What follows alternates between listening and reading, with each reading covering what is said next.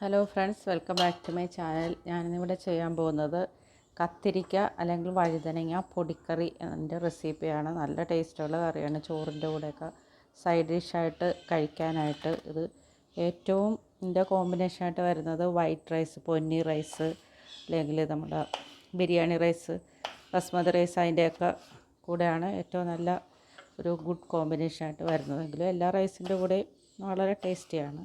ഇതെങ്ങനെയാണ് തയ്യാറാക്കുന്നതെന്ന് നോക്കാം.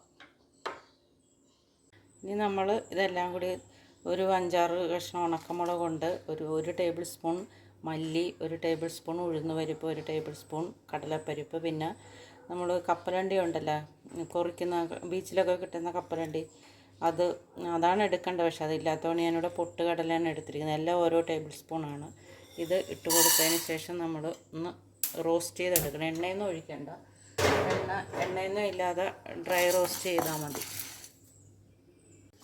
അപ്പോൾ ഇവിടെ ഇത് നന്നായിട്ട് മൂത്തിട്ടുണ്ട്. നന്നായിട്ട് മൂത്ത ഒരു മണമൊക്കെ വരുന്നുണ്ട്. ഇനി തീ ഓഫ് ചെയ്തതിന് ശേഷം ചെറുതായിട്ട് ഒന്ന് ചൂടാറി കഴിയുമ്പോഴത്തേക്കും നമുക്കൊന്ന് മിക്സിയുടെ പൊടിക്കുന്ന ജാറിൽ ഇത് പൊടിച്ചെടുക്കാം.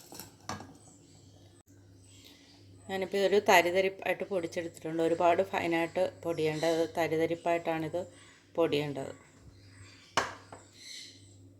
അതിനുശേഷം ഒരു പാത്രത്തിൽ എണ്ണ നന്നായിട്ട് ചൂടാക്കുക. അതിലേക്ക് കടുക്, ഉലുവ,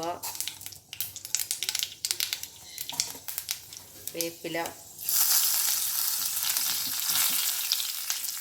അല്പം മഞ്ഞൾപ്പൊടി, ഉലുവ, കായപ്പൊടി ഇതെല്ലാം ഇട്ടൊന്ന് നന്നായിട്ടൊന്ന് മൂപ്പിക്കുക. അതിലേക്ക് നമുക്ക് ഇതിൻ്റെ അകത്തേക്ക് അരിഞ്ഞു വെച്ചിരിക്കുന്ന വഴുതനങ്ങ ചേർത്ത് കൊടുക്കുക. വഴുതനങ്ങ ചേർത്ത് കൊടുക്കുക. ശേഷം നന്നായിട്ടൊന്ന് മിക്സ് ചെയ്യുക. ഇത് നന്നായിട്ട് വഴലണം. ഇത് നന്നായിട്ടൊന്ന് ആദ്യം തന്നെ ചൂട് പിടിക്കുന്നവരെ ഹൈ ഫ്ലെയിമിൽ തന്നെ ഇട്ടൊന്ന് വഴറ്റിയതിന് ശേഷം ഇത് നമുക്ക് മൂടി വെച്ച് വേവിക്കാതിന് മുന്നേ തന്നെ അതിനാവശ്യത്തിനുള്ള ഉപ്പ് ചേർത്ത് കൊടുക്കുക. ഇവിടെ ഇത് നന്നായിട്ട് വഴന്നിട്ടുണ്ട്. നന്നായിട്ട് ചൂട് പിടിച്ച് വഴന്നിട്ടുണ്ട്. ഇനി ഇതൊരു 10 മുതൽ 15 മിനിറ്റ് വരെയൊക്കെ ഏകദേശം ഇത് കുക്കിംഗ് ടൈമുണ്ട്. നന്നായിട്ട് വെന്ത് സോഫ്റ്റ് ആകാനായിട്ട്. അപ്പോൾ നമുക്കിത് വേകുന്നത് വരെ മൂടി വയ്ക്കാം. ഇടയ്ക്കൊക്കെ അടുപ്പ് തുറന്ന് നമുക്കിതൊന്ന് ഇളക്കി കൊടുക്കാം.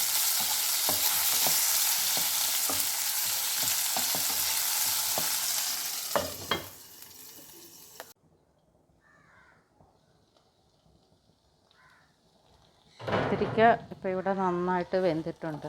ഇനി നമുക്ക് തയ്യാറാക്കി വെച്ചിരിക്കുന്ന പൊടി ഇതിലേക്ക് ചേർത്ത് കൊടുക്കാം.